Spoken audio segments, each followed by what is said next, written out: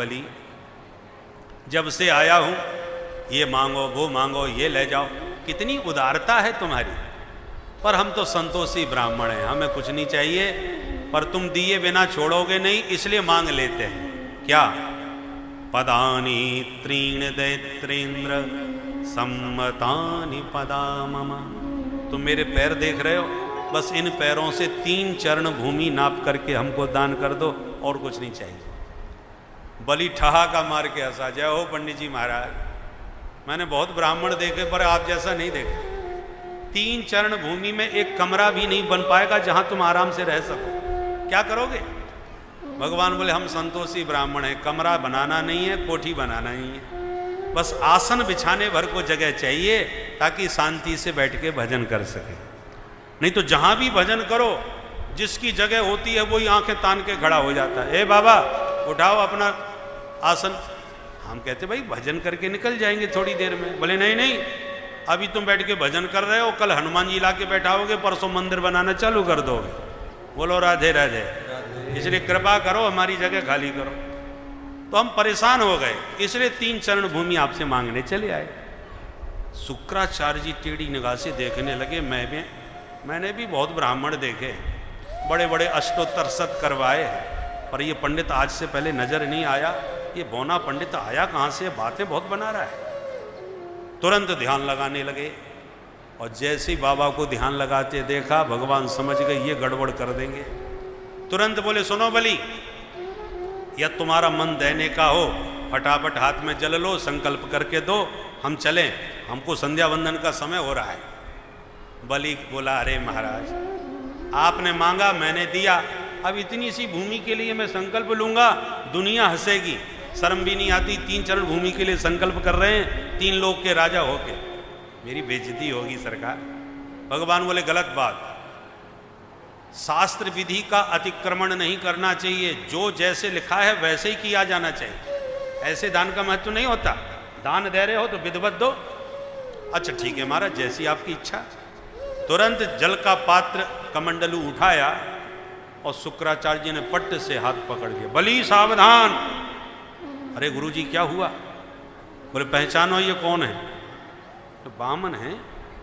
तुम बलि फिर धोखा खा रहे हो, ये ना बामन है ना 53। मैंने इस बटुक को पहचान लिया। कौन है गुरुजी? एस वैरोचने साक्षात भगवान विष्णुरव्ययः कश्यपात् अदितिर्जातो देवानां कार्य साधकः। देवताओं का कार्य साधने के लिए वो छलिया विष्णु जो पहले छोरी बन के आया था, वही आज बौना बन के आ गया है। बातों में आओगे बर्बाद हो जाओगे। तुरंत मना कर दो, मैंने कुछ नहीं दिया, क्योंकि मैंने इसके हाथ पैर देख लिए, बहुत खतरनाक है ये। अब बलि चक्कर में पड़ गया, कभी गुरुजी को देखे कभी बटुक जी को। गुरुजी मैं तो वचन दे चुका हूं, संकल्प करना शेष है, बाकी वचन मुंह से तो दे चुका, और मैंने हां करके ना करना कभी नहीं सीखा गुरुदेव। झूठ के बराबर मैं दूसरा कोई पाप नहीं मानता। गुरुजी यदि ये वामन है तो 3 चरण भूमि लेके चले जाएंगे, और यदि ये साक्षात विष्णु हैं तो इससे बड़ी बात और क्या होगी, क्योंकि दाता एक राम भिखारी सारी दुनिया। सारा संसार जिससे हाथ पसारता है वो जगन्नाथ मेरे सामने हाथ पसार रहा है, और मैं उन्हें मना कर दूं, ये सौभाग्य बार बार मुझे नहीं मिलेगा। तो बामन हो चाहे विष्णु, मैं तो इनको पक्का दूंगा। अब गुरुजी गर्मी खा गए, बहुत पंडित बनता है, मेरे से बहस करता है। साफ देता हूं, अचरात भ्रश्यते श्रियः, बहुत जल्दी तू श्रीहीन हो जाएगा मूर्ख। और यों के गुरुजी नाराज होके चले गए। बामन भगवान बोले गुरु चेला झगड़ा मत करो भाई, देना है तो दो, नहीं हम चलते हैं। तुमने जबरदस्ती करी तो मैंने हाँ भर दी, नहीं मुझे कुछ नहीं चाहिए। बलि ने कहा महाराज हम गुरु चेला में तो सब होता रहता है, आप तो अपना संकल्प करो। तो लो हाथ में जल, और जल पात्र जैसे लिया, गुरुजी समझ गए पानी गिरा तो सब पानी फिर जाएगा। तो तुरंत गुरुजी पात्र के उस छिद्र में ही छुप करके बैठ गए, और छिद्र अवरुद्ध करके पानी को ही न गिरने दें। बलि ने कहा बामन भगवान बोले जल क्यों नहीं ले रहे? बोले गुरुजी न जाने क्या अटक गया, पानी ही नहीं निकल कर रहा। समझ गए भगवान गुरुजी को ज़्यादा ही गड़बड़ कर रहे हैं। तो हंस करके बोले राजन पुराना बर्तन है, रखा रखा जंग खा गया होगा, लाओ हमें दो, हम ठीक करते हैं। और अपने आसन में से पैनी कुसा निकाली, घुमा करके छिद्र में बाहर से मारी, तो शुक्राचार्य जी की एक आंख गोविंदाय नमो नमः। शुक्राचार्य जी निकल के तुरंत भागे, हे भगवान कोई दे रहा है कोई ले रहा है, हमने अपनी आंख फालतू में ही फुड़वाई। जो हाथ में जल आया, बड़ा लंबा चौड़ा श्रावणी का संकल्प पढ़ के भगवान ने छुड़वाया, और संकल्प पूर्ण होते ही भगवान ने अपना विराट रूप दिखा दिया। बोल विराट भगवान की जय। एक चरण में नीचे के लोग, दूसरे चरण में ऊपर के लोग।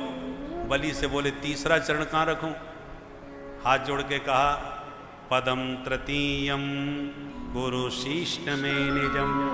महाराज 2 चरणों में मेरा संपूर्ण धन ले लिया, तो तीसरे चरण को मेरे माथे पर रखकर मुझ धनवान को भी स्वीकार कर लीजिए। ठाकुर जी खुश हो गए, तुरंत बलि के माथे पर चरणारविंद रख दिया और कहा बलि तूने सचमुच मेरा हृदय जीत लिया। दानी बहुत हो गए पर तेरे जैसा कोई नहीं जिसने अपने आप को भी दान कर दिया। जगत में प्रसिद्ध नाम हो गया बलि का, बलिदान। जो दान तो बहुत देते हैं, जो अपने जीवन का भी दान कर दे उसी को कहते हैं बलिदान। कोई देश के लिए बलिदान हो जाता है तो कोई धर्म के लिए बलिदानी हो जाता है। बलि प्रसिद्ध हो गया। मांगो क्या चाहते हो बलि? बलि ने कहा महाराज हम तो बस यही चाहते हैं कि आपका यह सुंदर रूप निरंतर निहारते रहे। भगवान बोले तो सुन, आगामी मनमंत्र के अब तुम ही इंद्र बनोगे, अभी से रिजर्वेशन तुम्हारा कन्फर्म, कोई नहीं हटा सकता। और जब तक तुम्हें इंद्रासन नहीं मिलता तब तक तुम सुतल लोक के राजा बन के राज्य करो, और दरवाजे के द्वारपाल हम बन के खड़े रहेंगे, तो सदा सन्निहितम वीर तत्र माम द्रक्ष्यते भवान। द्वारपाल के रूप में तुम निरंतर मेरा दर्शन पाते रहोगे। बोल भक्त वत्सल भगवान की जय। और आज तक भगवान बलि के दरवाजे पर द्वारपाल बन के सुतल लोक में विराजमान हैं। बलि चिरंजीवियों में हैं, आज भी जिंदा हैं। 7 ऐसे महापुरुष हैं जो अभी भी जीवित हैं। अश्वत्थामा, बलि, व्यासो, हनुमानश्च, विभीषणः, कृपश्च, परशुरामश्च, सप्तैता चिरजीविनः। ये सप्त चिरंजीवी गिने जाते हैं। इनका नित्य स्मरण करने से आयु बढ़ती है। तो उन चिरंजीवियों में राजा बलि हैं। भगवान आज भी पहरेदार हैं। ये ब्राह्मण लोग मंत्र पढ़ के कलावा पहनाते ना, यही प्रसंग याद करते हैं। ये न बद्धो बलि राजा दानवेंद्रो महाबल तेन त्वां प्रतिबध्नामि रक्षे माचल माचल। सुखदेव जी कहते हैं राजन, इस प्रकार से मन मंत्रों में प्रभु के विविध अवतार